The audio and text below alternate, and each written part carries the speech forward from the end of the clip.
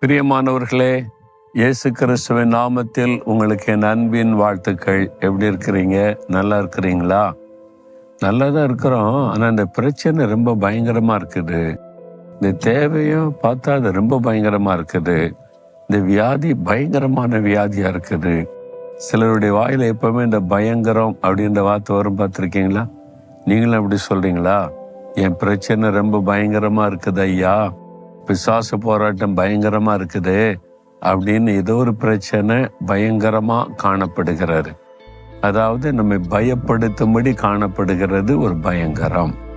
அந்த மாதிரி ஏதோ ஒரு காரியம் குடும்பத்துல, உங்களுடைய ஊழியத்துல, பிசினஸ்ல, வேலையில யாரோ இந்த ஆளு பயங்கரமா இருக்கிறாரு அப்படின்லாம் சொல்றீங்களா? அந்த மாதிரி ஒரு பிரச்சனைக்கு மத்தியில் இருக்கிறீங்களா?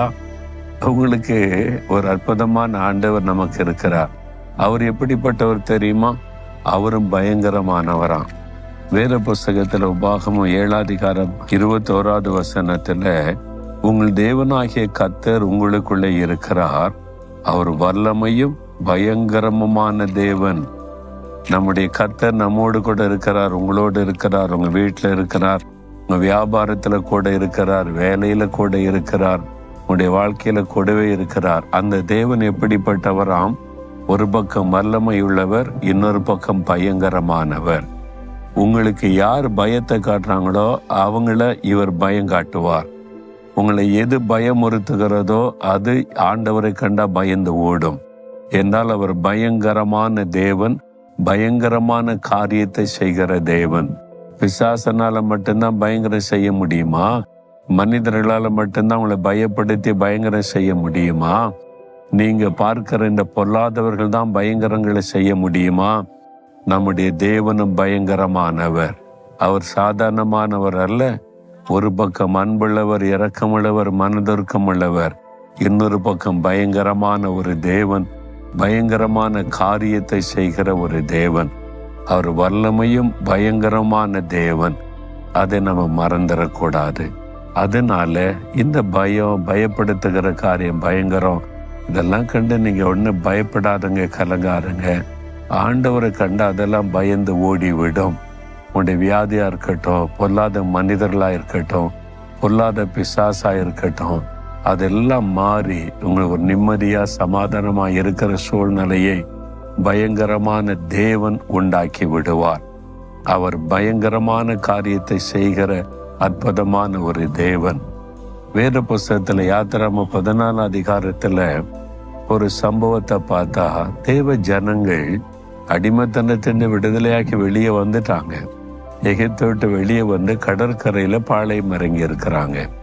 பார்வோனுடைய சேனைனால பயங்கரம். அது ரதப்படை வருதுன்னா எல்லாம் பயந்து நடுங்குவாங்க. பார்வோனுடைய ரதப்படை அவ்வளவு ஃபேமஸ் ஆனது.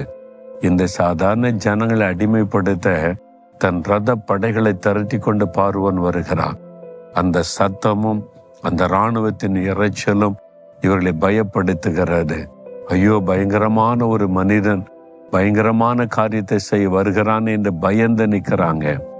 அப்பொழுது மோசே சொல்றார், பயப்படாதுங்க, கர்த்தர் யுத்தம் பண்ணுவார். அவர் பயங்கரமான தேவன். என்ன செய்தார் தெரியுமா? கடலை 2 பிளந்து அதுக்கு நடுவில் நடத்தி பார்வோனுடைய சேனையை கலங்கடித்தார், பயப்படுத்தினார். ரதத்தினுடைய சக்கரங்கள் கலண்டு ஓடுகிறது, பயந்து நடுங்கிறாங்க. ஐயோ, அவருடைய தேவன் யுத்தம் பண்ணுகிறார் என்று பயந்து நடுங்கும்படி செய்தார். கடலுக்குள்ளே அழித்து போட்டார். அவர் பயங்கரமான காரியத்தை செய்கிற தேவன். உங்களுக்கு செய்வார். நீங்க பயப்படுகிறபடி அவர் விடமாட்டார். உங்களை பயமுறுத்துகிற காரியங்கள் உங்களை பார்த்து பயந்து ஓட போகிறது.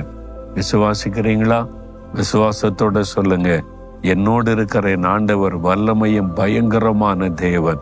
எனக்கு வல்லமையான காரியத்தை செய்வார், பயங்கரமான காரியத்தை செய்வார். நான் அதை விசுவாசிக்கிறேன். இன்றைக்கு என் காரியத்தில் ஆண்டோடைய வல்லமையும் பயங்கரமும் வெளிப்பட போகிறது. மாற்றம் நடக்க போகிறது. ஸ்தோத்திரம். இயேசுவின் நாமத்தில் ஆமேன், ஆமேன்.